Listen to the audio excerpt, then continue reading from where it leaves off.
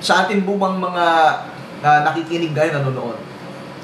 Sa atin bang pagising sa umaga, nagagawa po ba natin pasalamatan ng Diyos? Dahil sa buhay na meron tayo. Despite of heavy load, despite of challenges, despite of problems, despite of frustrations, failures, nagagawa po ba natin magpasalamat sa Panginoon sa panahon na tayo po ay nagigising? Alin po, ipagpasalamat natin yung buhay na ating taglay. Buhay na ipinagkatiwala, ipineram sa atin ng Panginoon.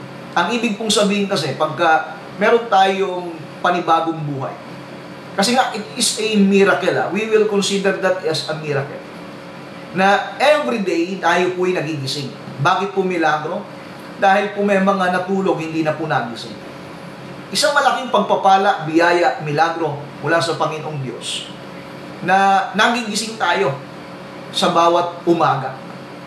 At sa panahon na tayo magising, ipagpasalamat natin sa Panginoon. Ano po kung bakit?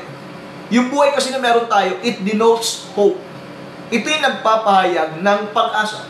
Nang ibig sabihin, gaano mang kabigat ang iyong problema, kakaharapin, mga pinagdadaanan hamon sa buhay. Tandaan mo, pag nagising ka, ibig sabihin, merong pag-asa.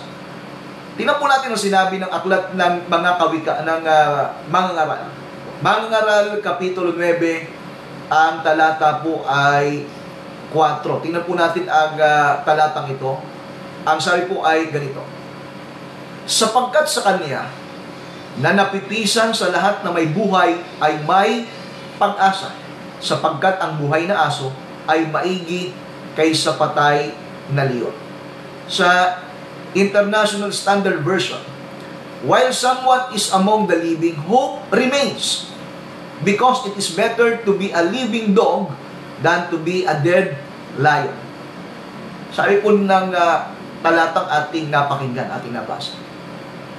Sa Kanya na napipisan ay may, sabi po rito, sa lahat na may buhay ay may pag-asa. Purihin ang ating Panginoon.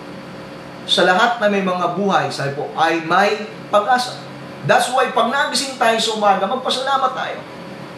Kasi nga, ano po nagiging pressure minsan, na pag nagising tayo sa umaga, lalo po pag tanghali na, natataranta na tayo, o kaya po ay, ano po yun, yung parang nagmamadali na tayo, sapagkat tanghali na tayo nagising, lalo kapag marami pong mga dapat gawin, may hinahabol na oras.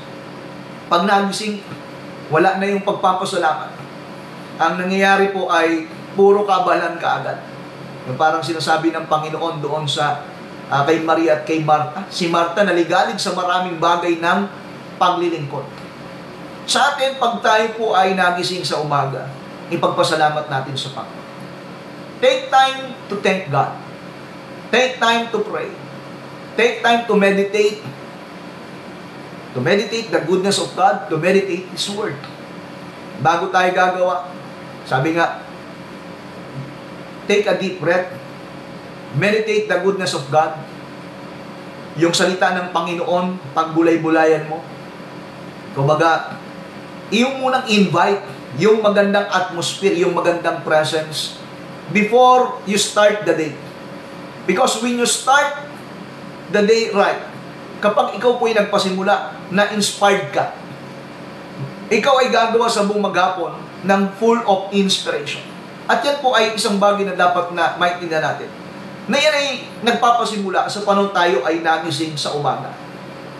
Kaya nga, pag tayo ay nagising sa umaga, regardless anuman yung napakaraming mga gagawin natin, mga pasan, mga challenges, take time to thank God. Maglaan ka ng oras para magpasalamat sa Panginoon. Maglaan ka ng oras para purihin mo ang Panginoon, manalangin. Sabi ko nga, i-meditate yung kanyang salita.